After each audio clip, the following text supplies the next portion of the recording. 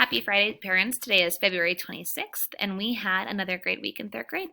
I mentioned in the email that this week was probably one of my favorite. I just felt like we had a lot of really great growth opportunities, and um, I think the kids are really starting to feel like, whoa, this year is going really quickly, and we are really coming together as a little family. And I'm seeing so many great new friendships coming. And the biggest thing is I see the kids feeling more confident in the work that they're doing and feeling more accountable for what they're holding themselves to and really showing ownership in not only their behaviors in the classroom, but their academics as well. So I really am appreciating watching that. This week in reading, we did start a little bit of CMAS prep, and so we kind of just showed what the test looks like.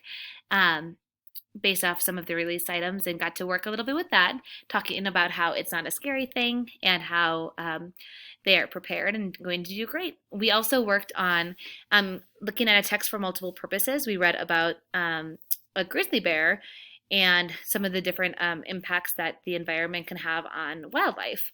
And so the kids really did a great job with that. In math, we learned about time and are starting some of our weight and measurement as well. I know that the students are really thriving with reading clocks, but we're still struggling a little bit with understanding elapsed time. And so that's something we're going to continue to work on.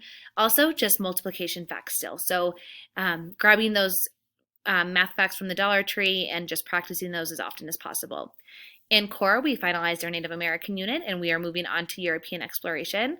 And we are fortunate enough that Mrs. Reed, our student teacher, is able to do European exploration as her capstone project for UNC. And so she's doing a really great job getting that set up and really engaging the students in the learning of the history.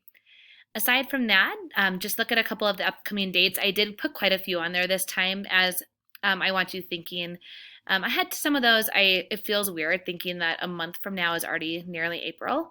And so don't be alarmed when I planned out till April.